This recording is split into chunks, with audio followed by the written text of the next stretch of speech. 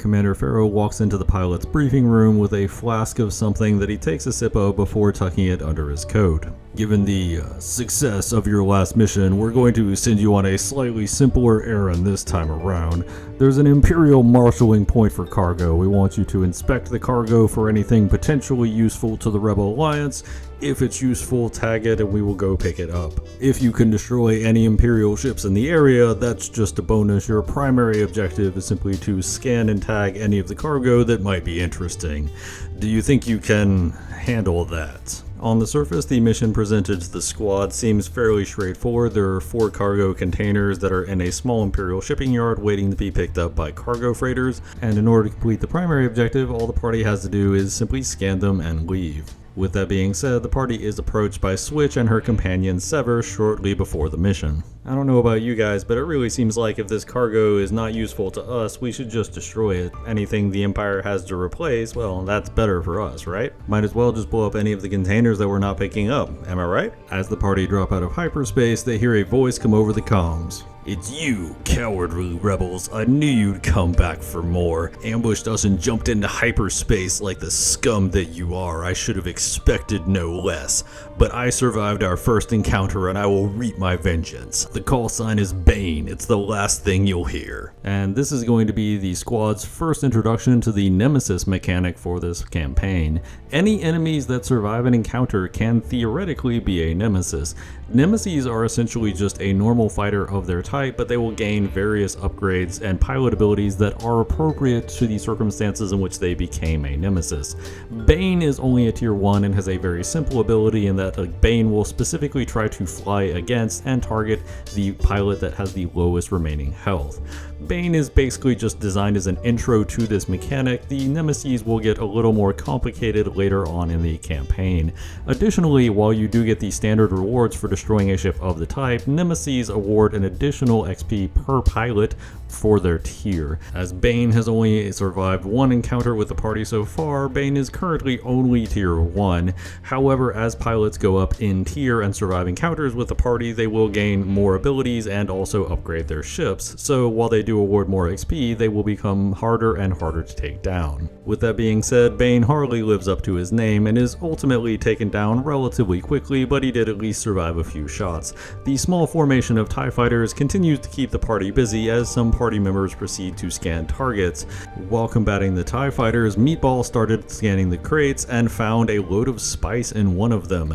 Meatball then proceeded to call a pickup without informing anybody exactly what was in the crate. However, subsequent scans by other pilots revealed that as it looked like all of the crates were actually filled with spice. As the party was in the process of completing the scans, an unidentified YT-1300 freighter appeared and proceeded to start grabbing crates, and unfortunately for the party, the very first crate it grabbed was one they had not scanned yet. This added an awkward layer of complication to the mission as the party now had to shoot the crate off of the freighter and attempt to scan the last remaining crate to at least complete the primary mission objective. Big Red 1 also took the initiative during this time frame to destroy one of the crates. Both Riri and Commander Pharaoh seem somewhat lost by this course of action as it was not part of the mission to destroy any of the crates, only to mark them for pickup. As the squad scanned the last crate and found it too was filled with spice, a bunch of unexpected visitors showed up in the form of 2 Z95s and 2 Y-Wings, all with Black Sun insignia. Upon the arrival of these unexpected visitors, Riri proceeded to inform the squad to be extremely cautious. The Y-Wings had proton torpedoes and urged them to leave the site immediately.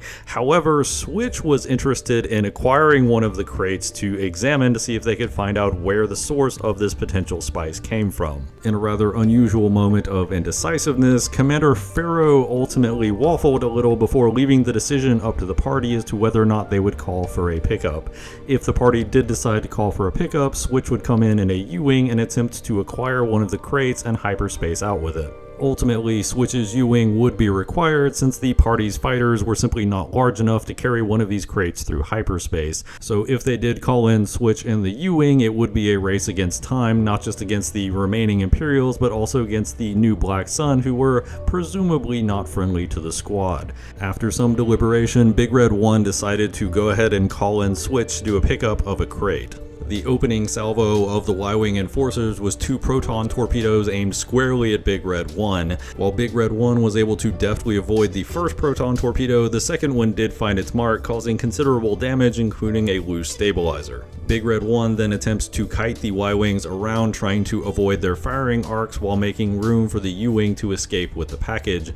Zizal is forced to hyperspace out as both Starbone and Meatball provide for a distraction for the TIE Fighters and the Z-95s. While the Big Red 1 may not be able to evade these 2 Y-Wings forever, it turns out he doesn't have to, he just has to evade them long enough for the hyperdrive to come online, and he hyperspaces out just as one of the Y-Wings is preparing to fire yet another proton torpedo at him. By the time the Y-Wings turn around to Switch is already warming up the hyperdrive and on her way out as well, narrowly evading their fire. Starbone also manages to make an effective retreat, leaving Meatball as the only person left on the battlefield. Meatball then defies orders and common sense, and instead of hyperdriving out, decides to pick a fight with the last 2 TIE Fighters to try and destroy them, and while Meatball is ultimately successful at destroying the last TIE Fighter, his Y-Wing is ultimately crippled in an asteroid collision as he deftly tries to avoid multiple Z-95s and Y-Wings bearing down on him. Meatball does manage to get back to base, no worse for wear, and yet again missing his most expensive upgrade.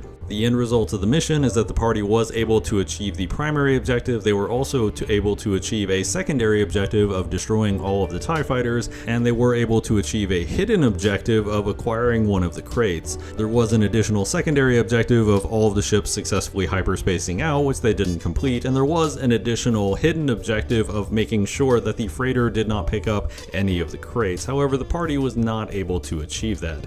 In theory, if the party destroyed 3 crates and picked up the 4th, they would have been able to do that successfully. However, the freighter was able to acquire 2 crates and hyperspace out, so that hidden objective was uncompleted. For anybody curious, the YT-1300 being used in this particular scenario is not the Millennium Falcon. It doesn't have the extra engine power, shields, or weapon systems.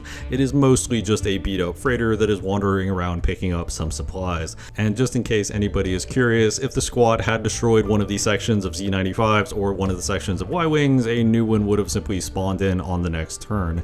This was more of a you should leave mission rather than a you should fight everybody mission. Total XP for all party members was 11 XP. And that concludes the wrap up for our second mission in this HotAC campaign. Obviously, the plot has begun to thicken a bit with the party interrupting what looked like an Imperial Black Sun drug deal, and we'll have to see where that goes later. If you are interested in seeing where this whole campaign is going, make sure to like and subscribe so you don't miss any updates. As always, danke bitte, tschüss.